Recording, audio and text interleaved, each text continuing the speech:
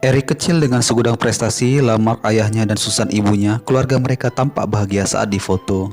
Tapi siapa sangka kenyataan yang berbeda guys, ayah dan ibunya sering bertengkar yang membuat Eric tumbuh menjadi anak yang kacau, narkoba membuatnya tambah kacau.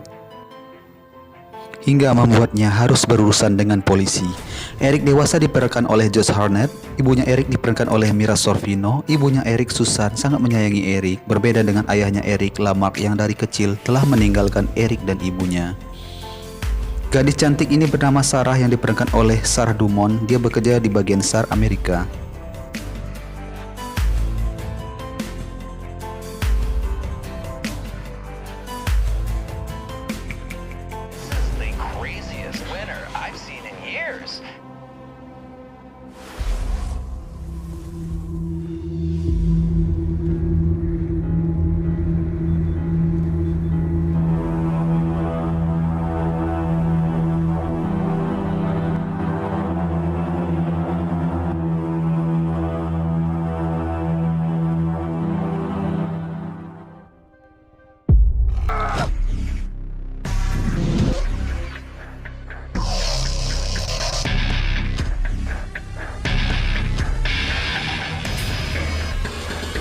Dan film ini pun dimulai.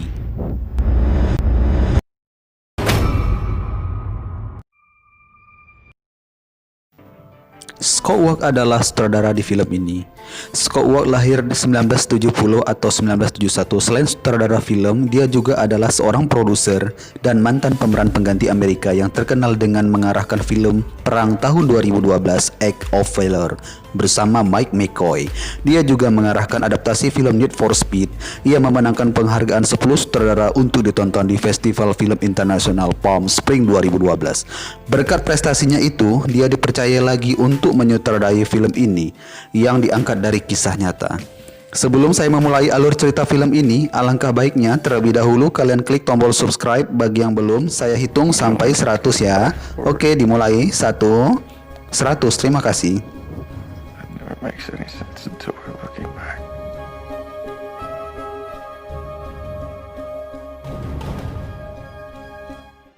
Di pagi yang cerah di salah satu pegunungan salju di Amerika, membuat sarapan, lalu dia menghabiskan sarapannya. Waktu telah menunjukkan. Kenapa dia terus melihat waktu secara terus-menerus? Mungkinkah dia ada sebuah janji dengan orang lain? Entahlah, hanya dia dan Tuhanlah yang tahu. Kalau dilihat dari gayanya sih seperti ia pun terkejut, ada apa gerangan? Dan dia pun semakin kebingungan saat pintu vilanya tidak bisa kebuka lagi. Celana, jaket, kaos kaki, sepatu ski, kacamata ski, peralatan lain, radio dan lain-lain. Entahlah. Tak lama kemudian dia kedatangan malaikat penolong berwujud wanita cantik. Asik. Hehehe. Kalau dilihat si Eric ini sebenarnya pria yang di atas puncak gunung. What? Apakah itu? Dia terus meluncur dengan santuinya menuju lembah gunung.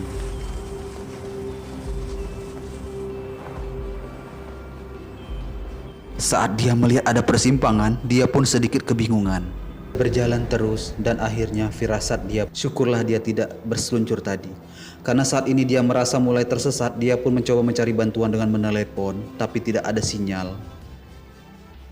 Dan hari pun semakin gelap.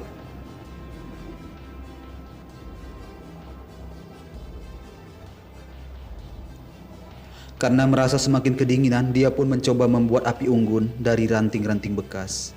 Tapi usahanya tidak membuahkan hasil. Setelah mengingat kata-kata motivasi dari ayahnya dulu, dia sekarang kembali. Setelah lubang tersebut selesai dibuatnya, seketika itu pun dia langsung masuk ke dalam lubang tersebut untuk bersembunyi dari kejaran kawanan preman hutan tersebut.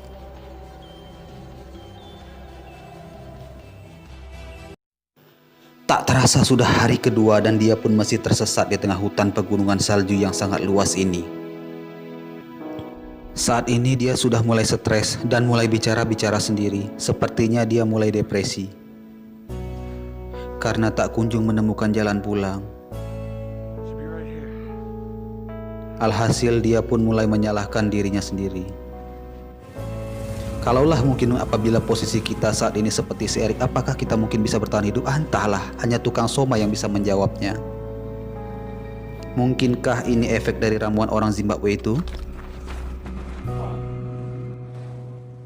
Saat ini dia semakin kebingungan karena setiap dia berusaha untuk menyusuri jalan, seolah jalan tersebut tidak pernah menjumpai tepiannya. Sama karena kita adalah tim.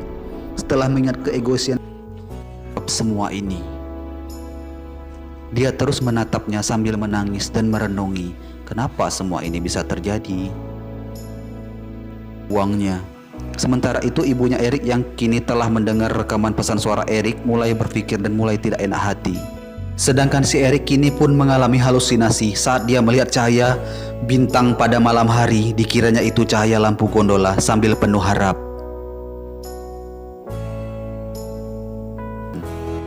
Dengan tubuh yang semakin melemah karena sudah 3 hari tidak makan, sementara kakinya yang terluka pun semakin parah, dia pun sempat yang sudah mencair lalu tertidur lemas. Keesokan harinya, di hari yang keempat, keadaan dirinya pun kini sudah semakin memprihatinkan dengan kaki yang semakin parah. Tapi dia tidak pernah putus asa, pantang menyerah dan tidak ego lagi. Dia terus berjalan menuju ke arah puncak gunung di sana.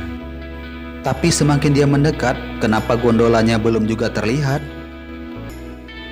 Di hari kelima ini pun ternyata si Erik masih hidup dan masih mampu bertahan walau tanpa makan, dan kakinya pun semakin parah. Di sini dia mencoba memakan anu kakinya sendiri. Di hari dengan keadaan dan terus berjalan tanpa arah dan tujuan yang pasti.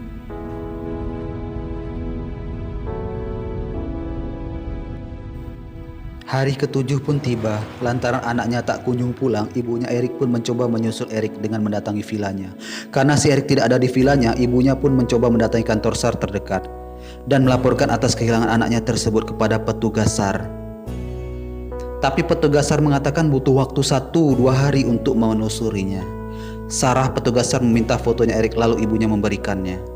Sarah mengatakan ada melihat anaknya 7 hari yang lalu. Sarah memberikan tumpangan kepadanya saat itu. Tim SAR pun kini berangkat dan mencoba mencari keberadaan si Erik. Sementara si Erik terus mencari sinyal radio, karena itulah harus menyudahinya, kata teman Sarah. Sarah hanya diam. Kau harus temukan anakku, kata Susan, kumohon. Sarah pun merasa iba. Sudah hari ke-8, Erik pun semakin kelaparan dan memakan anu kakinya sendiri.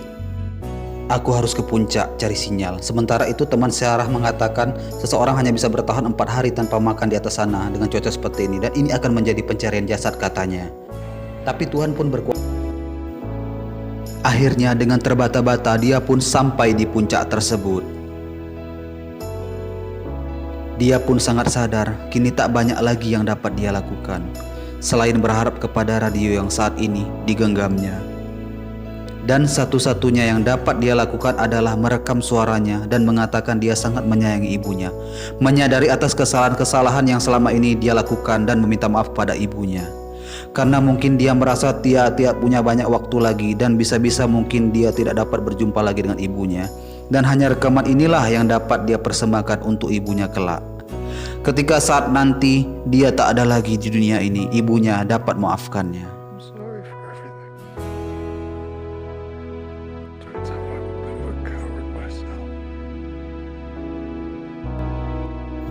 Sementara itu Sarah mengatakan kepada ibunya Erik memutuskan untuk berhenti mencari anaknya Erik. Dia mengatakan kalaupun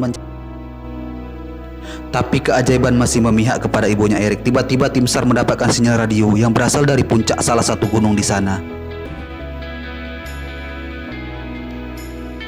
Akhirnya mereka pun menemukan keberadaan si Erik.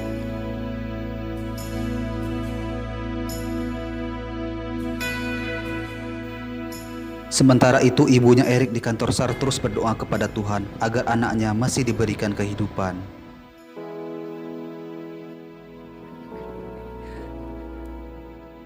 Karena memberiku harapan.